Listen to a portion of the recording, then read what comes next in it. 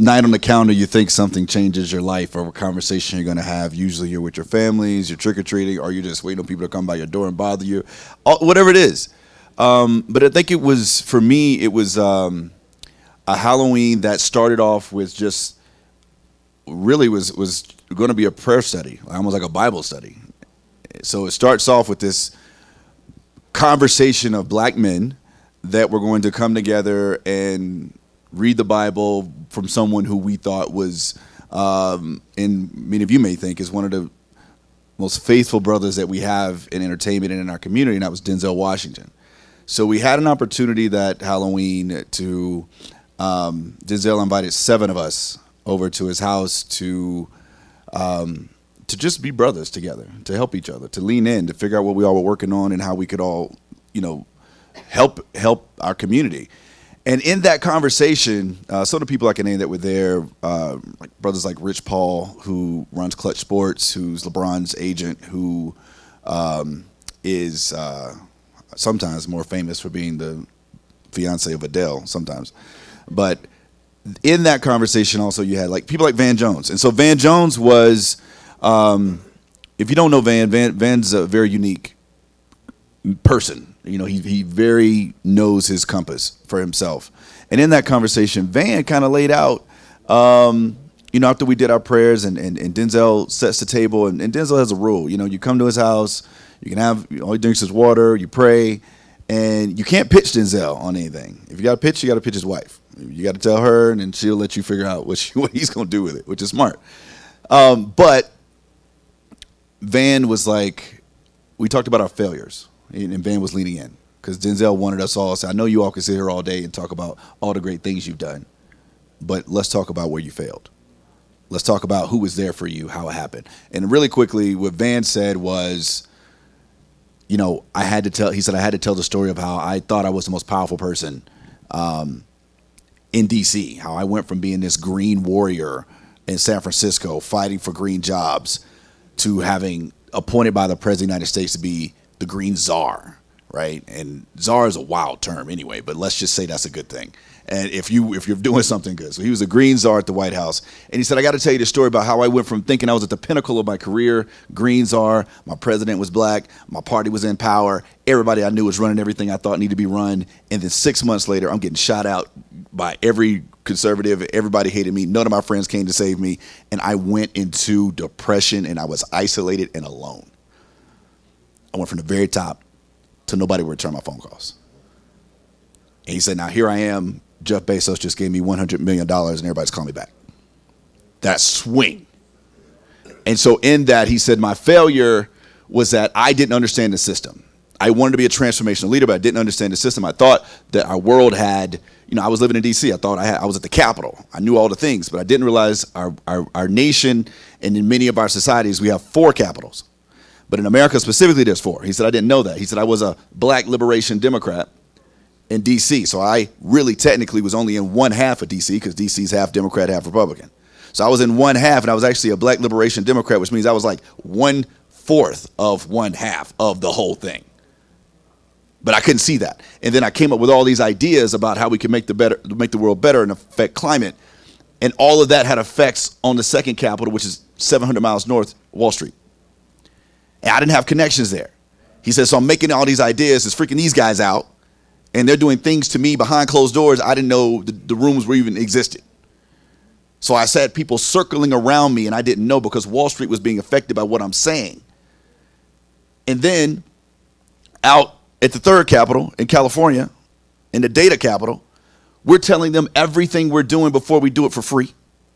We put it on social media. We get a new dog, get a new car, boom, tell them. How we're feeling that day, mental health, tell them everything. They know everything. And even the ideas that I think I have to solve things is actually 5 to 10 years behind because I don't have the data to really enact what's going on right now. They do. And they're laughing at me because I'm worried about the wrong thing. Because I'm worried about climate as I know it right now, but they know there's data centers and Bitcoin mining that's coming that's going to drain all the energy out of everything, and I don't even know what that is yet.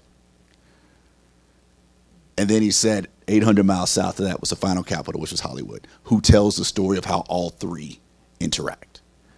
How every misconception, every stereotype about every race, every group of people is perpetuated through Hollywood. And if you can't control your own narrative, people will tell your story. And when he said to me at the end of that conversation with all of us, he said, if you cannot affect all four, you can't have transformational change. If you can't affect the policy, where the capital flows, the data and information, and who tells your story, then you'll end up like me where I was. He said it wasn't until I went to a dark place and came out of that dark place that I understood where I needed to have my friends and who needed to be around me to create that change. Thanks, Ashley. I want to dive deeper into one of those capitals. He's just getting started, by the way. I want to dive into one of those capitals with you. You mentioned sort of the flow of capital, but also kind of stay on this theme of foundations. I know that you stand on an incredible legacy, some strong shoulders that really sort of have set the table again and informed how you're thinking about affecting change. Simply put, can you tell us who Mitchell Daniel is and the full circle story of the Redemption Bank? Yeah, so Mitchell Daniel is someone that was discovered through, he's my oldest ancestor. If you're black in America, like most of us in the diaspora, you can only go back so far, and then you hit a roadblock. So the origins, the beginning, the first traceable member of my family is Mitchell Daniel, who was born, came to this country through Virginia, which means he came from someplace to Virginia and was ultimately sold by a distributor, almost like packaged goods, ends up in Southwest Georgia. And a small town called, it was called Leslie, but it's really small. It doesn't even exist on the map anymore, really. But that is where we were first became slaves in our country. In this small little area, it's not far from where Jimmy Carter's from, honestly. So if you know President Carter's story of the peanuts and all that, it's just the same woods, same area. And so Mitchell is the father of Doc, who was another one of my relatives, and his son was the founder of a black bank in 1934. So this was a black bank called the Bank of Byronville. This bank they had a strategy then, like I have a strategy now, which is kind of full circle for me. It was a bunch of black farmers who decided not to start the migration into the urban areas, but decided to stay and make it work. Many of us that live in the Chicagos and New Yorks are descendants from that great decision. Whether we stay on the farm, deal with Jim Crow, deal with the Ku Klux Klan, or we go somewhere else to the north. And what that decision to stay did was they decided to help sharecroppers. If you don't know what sharecropping is like you farm, you keep 10% of what you grow to sell, to barter. The other 90% goes right back to the people who used to own you, on the land that used to own you. So the thought was that if we could create a mechanism by which we could buy the land that we were slaves on, then we could redeem the land that we were slaves on. And what does that redemption look like? That redemption looks like you create a bank, you're able to help families purchase the land, and then it was my grandfather, or even my great-grandfather, was able to send the first 2 kids to college, my grandfather the first 4 to college, all off the exact same land that had been the origin of our discontent. The trouble in that soil was deep. It was rooted in pain. It was rooted in everything that was the worst about the human character in that era of our country. And we were able to grow from that more than cotton. Grow from that the roots of what would become many lives of people in my family's legacies that would bloom and blossom and create many people. And I'm just one of them in that garden of hard work that came from something that was a symbol of all the worst things. But we couldn't do it without a bank, bottom line. Couldn't do it unless you owned the land. So owning the land changed the economics, and that bank survived from 1934 to 1976 until, ironically, this is the big issue with having a bank and with the trouble for many of us that are in the black banking world. The regulators are our police. If you live in a neighborhood, I grew up in an all-black neighborhood, our policing was different than my friends across town.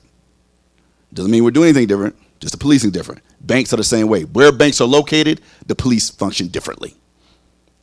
And so with that, 1976, America was going through economic crisis. Carter was having a lot of problems. Our friend right down the road in Plains, Georgia was struggling coming into office. America was at a really deep downtime. And so the regulators put a lot of restrictions on banks and unfairly more on black banks because they were not trusted to be able to deliver. They thought their portfolios were more risky than white banks, even though there was no evidence.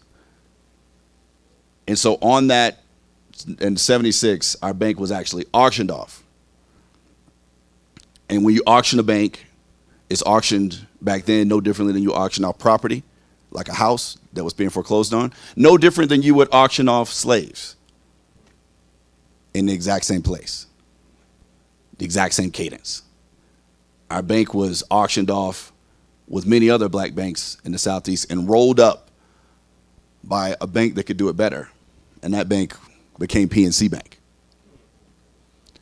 And so when you see PNC banks scattered in the most rural areas across the country, like, why are they in these rural areas? They hold the paper that is a reflection of the dreams and the hard work of a whole lot of people that lost their best opportunity for freedom. But in a great full circle moment, I let PNC lead my round for a little bit of redemption. So I want to dive a little bit deeper into the Redemption Bank. I would love for you to share with all of us a little bit more about that effort to acquire that bank. And I'm hoping this also helps us dovetail into a larger discussion about perspectives, tactics, frameworks on how to move these effective initiatives forward.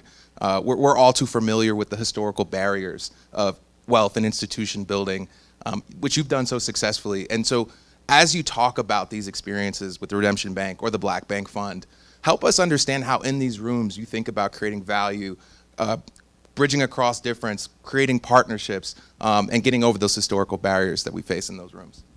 You know, I think it's ironic we just come off a Super Bowl that started off with Samuel Jackson saying, go Birds. Well, Samuel Jackson started out by saying, welcome to the great American game. And I was at the Super Bowl, and people who didn't know what he was talking about started cheering because they thought he was talking about the Super Bowl. But I'm sitting there watching them build this PlayStation game control. And I'm like, okay, he's about to go there. And I'm glad he did. But the game piece of this is what really, how I see this. As being someone that grew up constantly in a community that was fighting to defend itself, I felt like we've been playing defense for way too long. We are protecting smaller and smaller pieces of real estate, smaller and smaller communities. We have less and less and less. And we have this drain of where you tell your kids, well, if you did great, the marker by doing great is not coming back here to the black community. Go somewhere else. Show that you can thrive somewhere else. Well, for us, just like I said, where policing is different, my whole thing was like, I have to find the right friends first off. And I will say this because I think for anybody who's an entrepreneur, I start by this rule. I will never start a company without a female co-founder.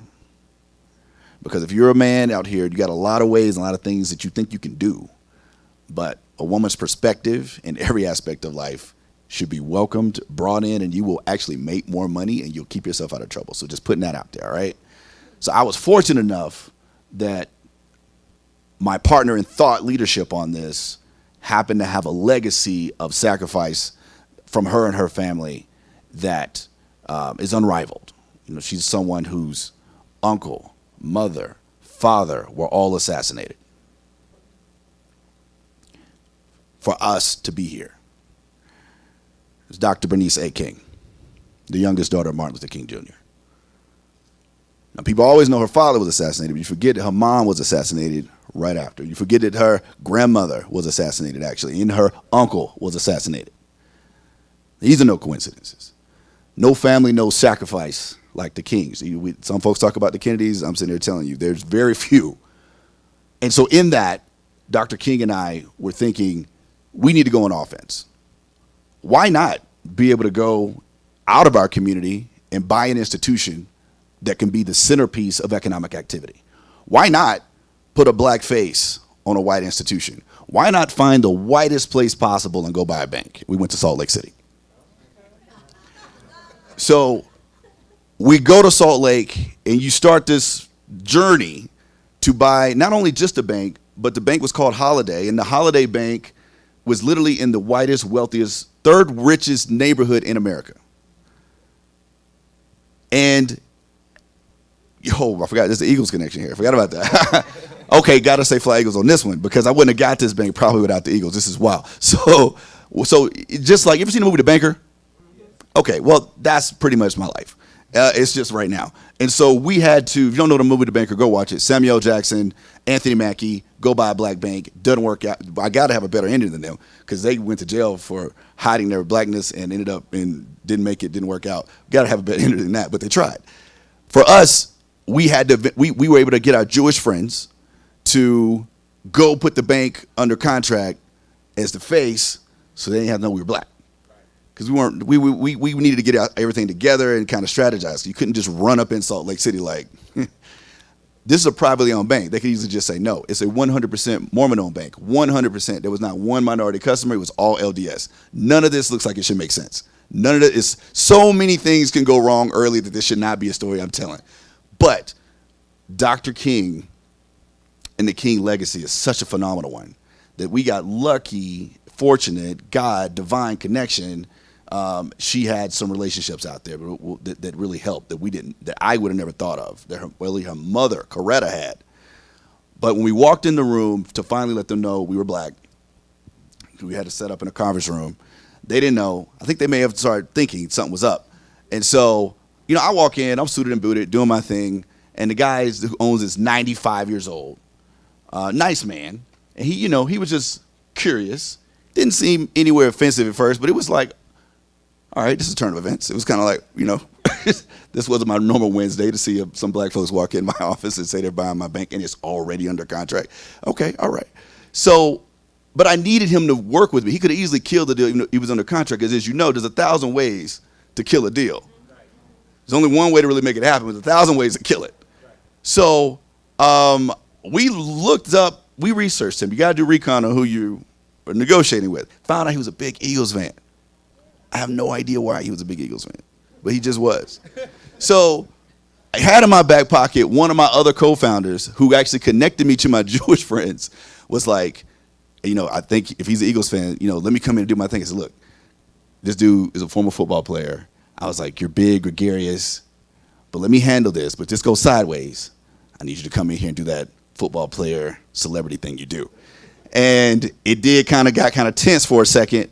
And I texted him. I was like, D, I need you to come in here real quick. Just shout him out a little text. He busts in the door, these big Eagles jerseys, and says, man, I'm sorry I'm late. I had to make sure I got these signed Eagles jerseys. And the guy looked just like, it's Dhani Jones. And it was a wrap. It was a wrap. So Dhani Jones is one of my co-founders, former linebacker for the Eagles, went to Michigan. They knew exactly who he was. And sports was that culminating factor. So, but that's what got us the contract signed. But what got us the hook is in the community to raise the money was, who knew that this family, there's a very wealthy white family there that really was pretty much like every white family in that era during Utah. They were pretty conservative, ran by a man that became a billionaire. He was not the most progressive thinker, but you got to remember how King broke the back of Jim Crow. He did it by shock and awe. He did it by, I'm going to just sacrifice my life on this bridge with all my friends and let the TV watch it. And the husband is probably sitting there watching TV, watching King and John Lewis and Abernathy, and all of them get beat to death. And he's just like, they shouldn't be out there. But the woman sitting next to them was like, this ain't right. This is why you got to have women. I'm telling you, this ain't right. And it was that woman that was Kathy Garth who saw when King was assassinated, reached out because she saw not a civil rights leader just being assassinated. Maybe someone she may not at that time of her life even agree with, but what she did see was a widow in Coretta. What she did see is a woman that had as many kids as she did that just lost a breadwinner. And there became the backstory and back channel of support and help that nobody knew about, that history never wrote about. And here we come some 60 years later, 55. And we're looking for support. And Bernice is like, Dr. King is like, my mama knows somebody out there. And it was that connection with that family because somebody watched America get challenged to its core on that Edmund Pettus Bridge that saw a woman see another woman and say, I know how she's feeling. She's trying to figure out how she's going to take care of these kids. And who would know that the youngest of those kids, she would write the first 7-figure check to start a bank in her neighborhood some 55 years later. We got a couple more questions before we open things up to folks. One of the things that you continually come back to that you've done so successfully is coalition build across minority-led groups, like the one you were just mentioning, not just this being a black-led effort, but women-led bank, Latino-led bank. I'm wondering if you can offer us some insight as we think about the common sort of thought around if we all come together, if we all aggrandize our resources, we can make incredible systemic change. Like, how have you thought about coalition building? How have you approached different communities with different specific needs with a value proposition that inspired folks to want to come together? Yeah, I mean, one of the biggest things is changing the conversation from one of scarcity to abundance. When you approach people with an opportunity, they hear you more so than you approach them with a problem, right? We all got problems. You show up to people saying, hey, let's talk about this problem, how to fix it. You can say the exact same thing and say, let's talk about this opportunity and how we can maximize it. That positive language is really what draws people. And what we've been able to do in the banking world started with the Atlanta Hawks. I live from Atlanta area, and it started with this concept after George Floyd. I don't know how many, I mean, we're not fortune tellers in here, but most of us after George Floyd who have been around a while and who have seen how America's, we knew that the DEI era had a clock ticking.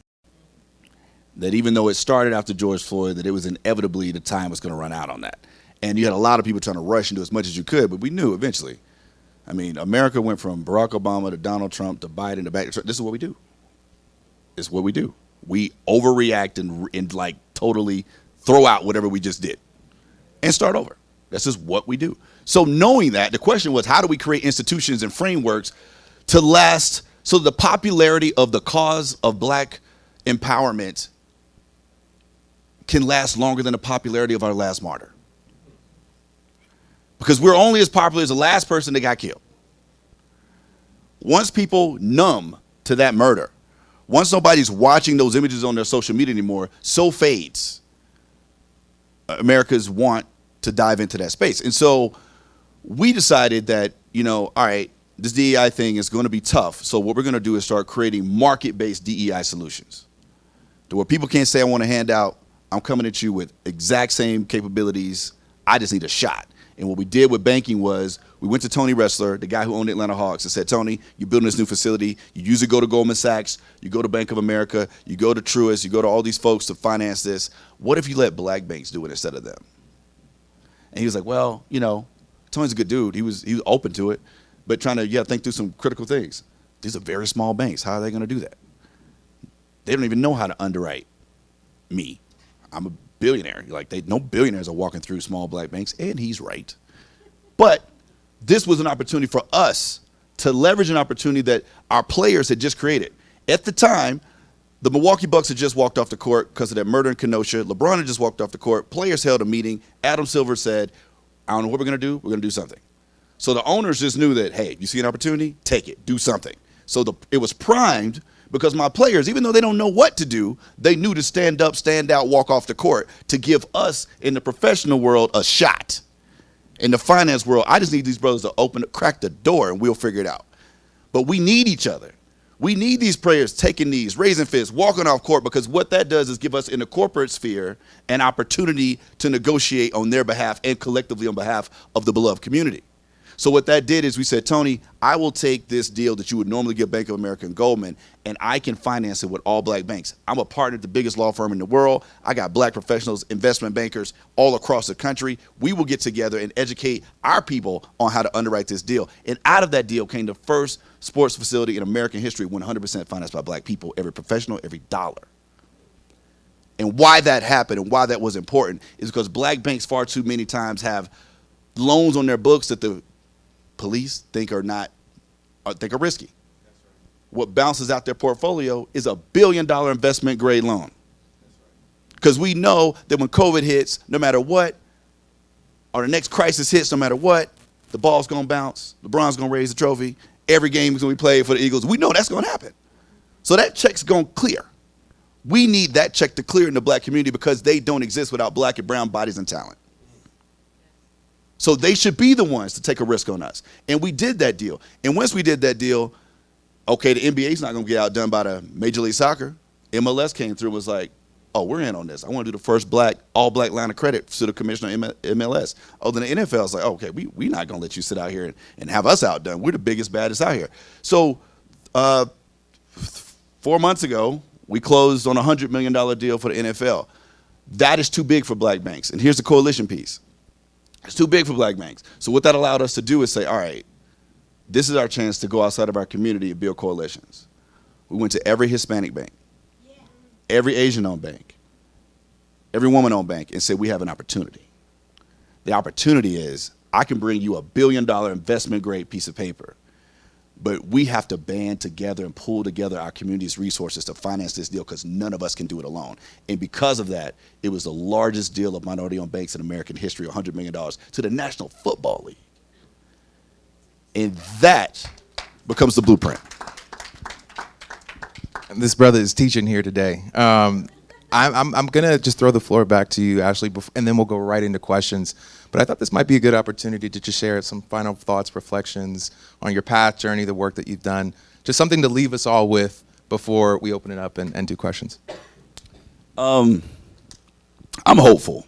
And as you can see, I understand, and I lean into sports mainly just because I know how powerful Jackie Robinson was as the first baseball player. I know what that did to the country, right? I know that my mother was one of the first teachers to integrate schools in our country. And I know that it was the teachers that really helped integration happen, not the courts. It was the women that had to guide these babies through turmoil. And then I also know that the coaches of these football teams, these soccer teams, still to this day are the greatest integrating factor in many of our communities. And my son's here, my daughter's here. I bring them with me. That's a big part of what I love to do. But I'll say this: I'm hopeful because my son plays on a football team that has a white coach, good dude. But I would say this: when you think about the core issue of our struggle, it is the want for people to value our life. It's a feeling that you don't matter, that your life is not valued, and that can be disposed of. But sometimes I think in a world, when I look at sports, like, what would happen if every white man in authority at every corporation, in every school, on the side of the road, talked to every person of color how my son's coach talks to his black kids, telling them never give up. It's never over until you've given everything you got. Forget what just happened. Get back on the field. Do it again. I love you. We're a family. We're all one. I'm there for you every day. Anything you need, come see me. If every white dude was talking to every black and brown child who coaches soccer, who coaches football, we would not be where we are. We know it's possible because they see these children as valuable. They see that first round pick as valuable. They see that all-star soccer player as valuable, and their entire life they are pouring into them because they made a decision that life's worth it. And I will pour into that life and tell them that they're worth it because like King said, we are tied in a web of mutuality. In a single garment of destiny, I know that child is connected to my future. If we know that mindset is possible, then let every person in authority have that same humanity for everyone under them, to pour into them. If that is the heart of the world that we can create, then everything we're talking about is possible. Ladies and gentlemen, questions for Ashley? Let's start back here. This gentleman back here. Calvin Souder, North New Jersey. Shout out North. Thank you for sharing that. Appreciate it. And what you've been able to do for the black and brown community in the country. Can you discuss a little bit more about that full cycle of how in the community we don't necessarily know? I think you're talking about band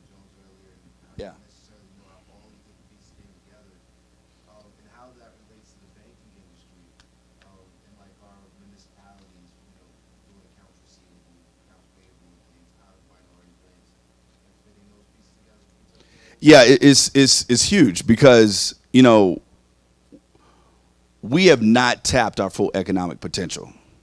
When you look at especially our cities, we have so many cities run by Black and Hispanic and Asian leadership, especially across the world and definitely the United States.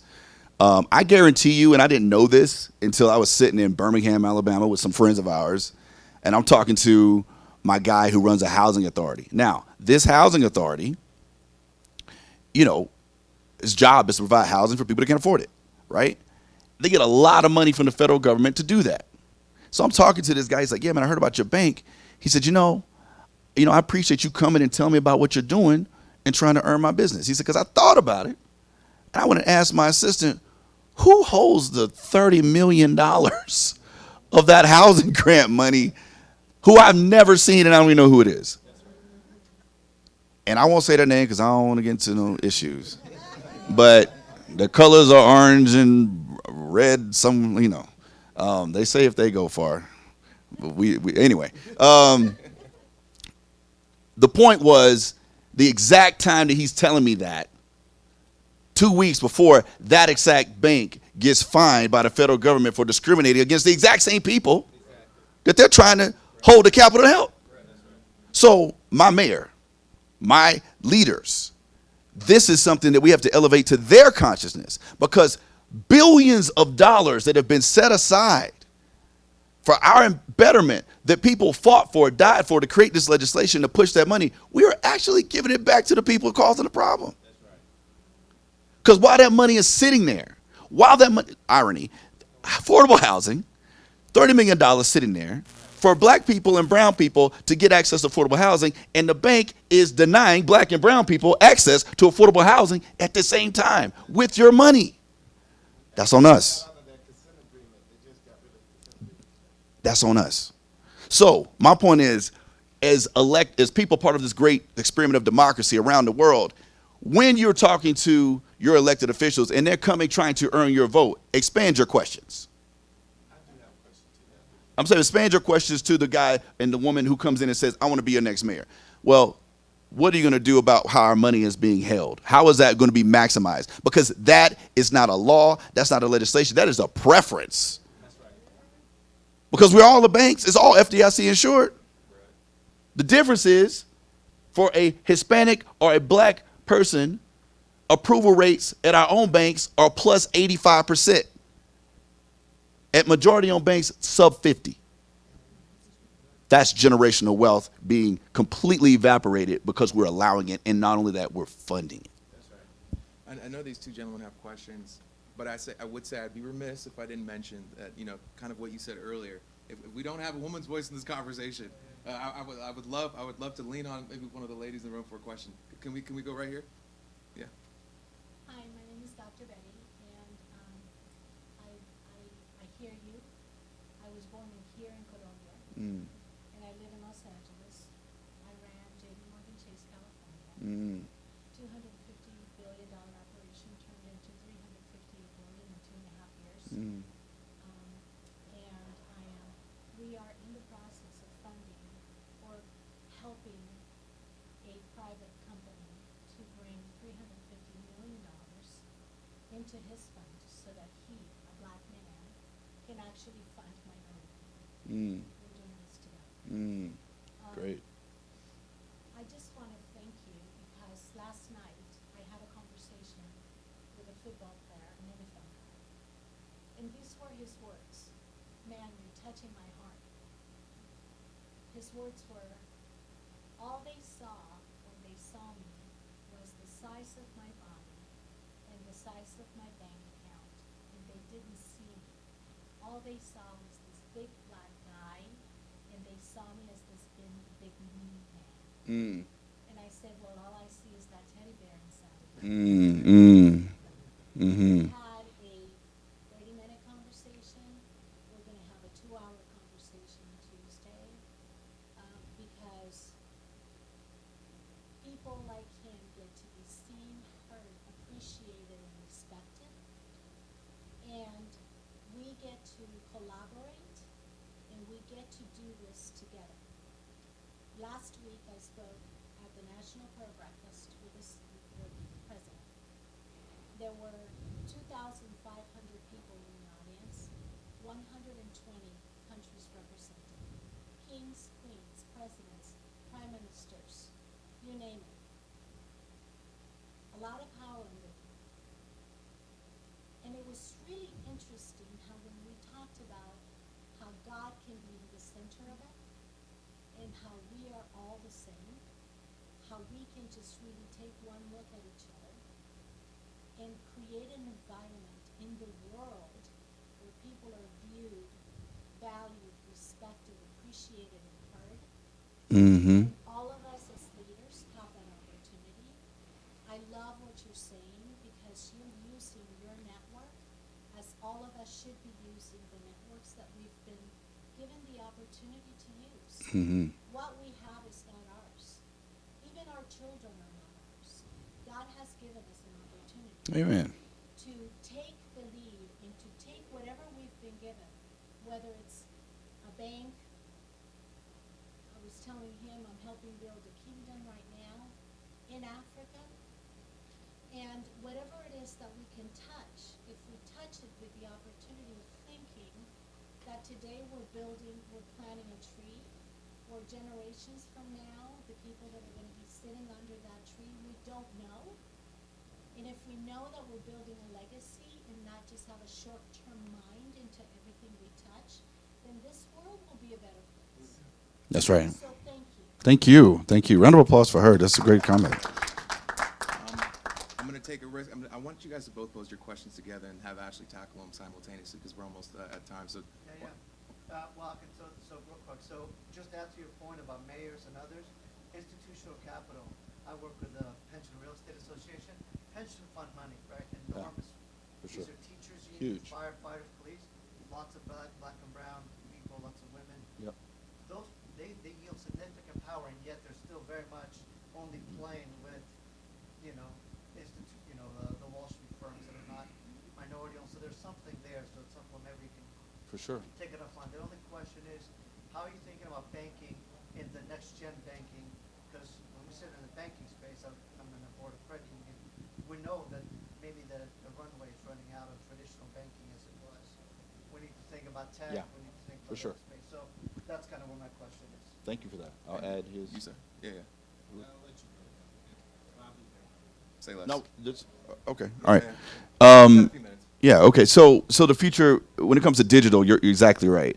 The biggest problem that we're facing, especially in Black and Hispanic communities in America, is that our banks are antiquated. Right? They serve low to moderate income people, so their biggest competitor actually are credit unions.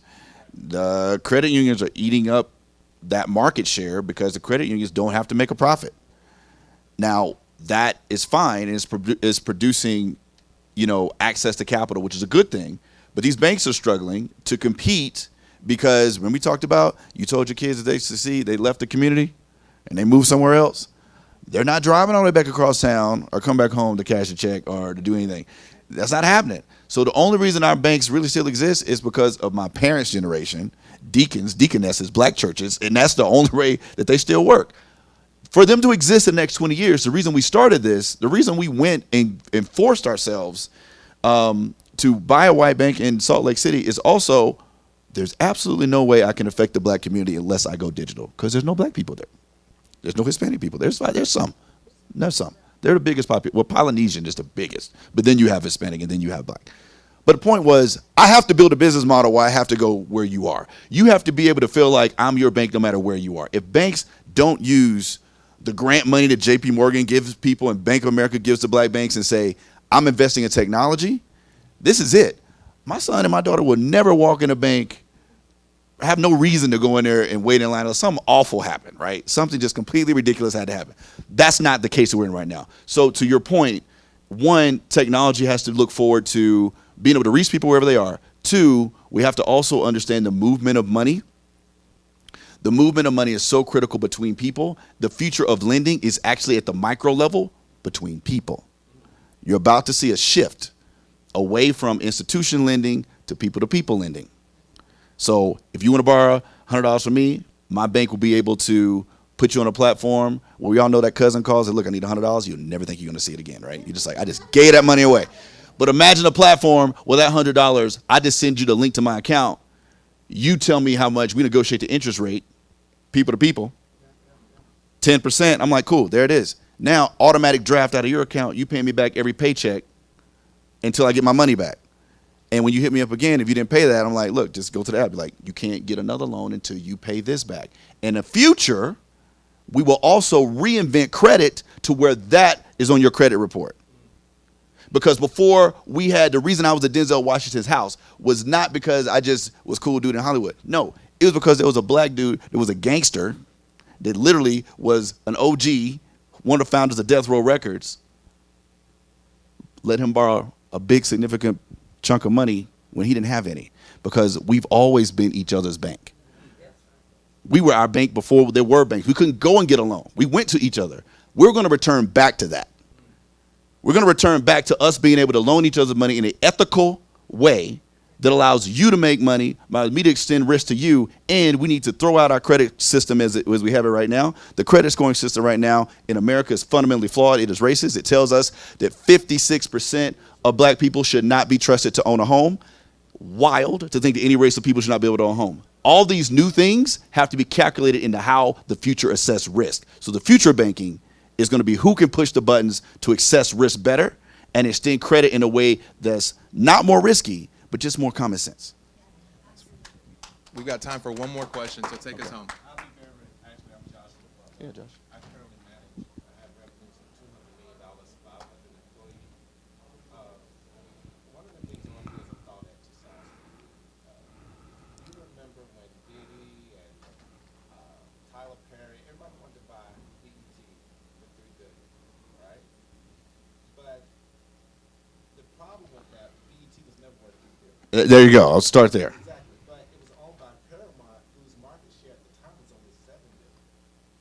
And so, could you talk to us about the thought exercise? Instead of us trying to buy BET, why didn't we have the thought to buy Paramount and then we could have owned Star Trek? Yeah. I'll close out with this. This is in the banking world, we had that happen. And I'm going to just use this as an analogy because this is where we are. We're past the announcement season of here's what I'm going to announce to help equity and all this. We're past accountability season. We all know who said they were going to give money and didn't. But here's what we have to look back at. Look back at this era. This is look back time of that George Floyd era. We've come to the end of history. Look at this Black Lives Matter movement. The punctuation mark was November. From Trayvon to there, that was that era. Something else is happening now. We don't know what it is, but it's something different. But what I can say, look at Greenwood. Raise your hand if you heard of Greenwood, Tulsa, Oklahoma. Greenwood also was an app that was created by people in our community with the help of the big banks right after George Floyd. This was a fintech. There's a difference between a fintech and a bank. Fintech is a platform that sits on top of a bank's a bank. Greenwood hit the market at the right exact time because you had the right names. You had some of the people you just mentioned, part of it. You had the rappers. You had some athletes. Had a couple civil rights people. They went to Wall Street and raised $500 million for a fintech. And it was because black people wanted a digital nationwide bank that could solve all these problems. And the big banks, JP Morgan, Bank of America, Truist, everybody gave a minimum $10 million to this ordeal and said, you know what? Let's let them figure it out. Let's just invest in this. And they said they can figure it out. Let them figure it out.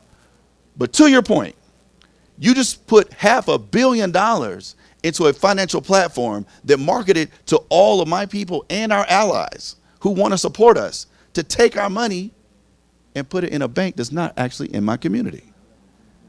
You financed the drain of that money right outside the community when reality is, to your point, you could have took that $500 million and bought half the black banks in America and made one giant black bank. One of my biggest investor supporters, Robert Smith consistently says this: we could have easily rolled up our small banks into one mighty bank.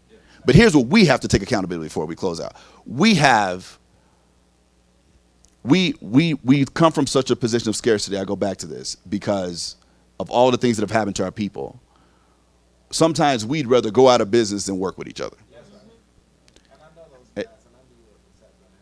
If you think about it, people make the same argument with HBCUs. Now, we all love our HBCUs. My daughter went to FAMU. If you really wanted to, you could roll up about half our HBCUs and create a University of Michigan level giant black institution that would be unrivaled. But there's a whole lot of reasons that won't happen. There's a whole lot of reasons you can take every black bank and you can roll them all up into one giant black bank. But there's a whole lot of reasons that's not going to happen. I'll leave here with that challenge.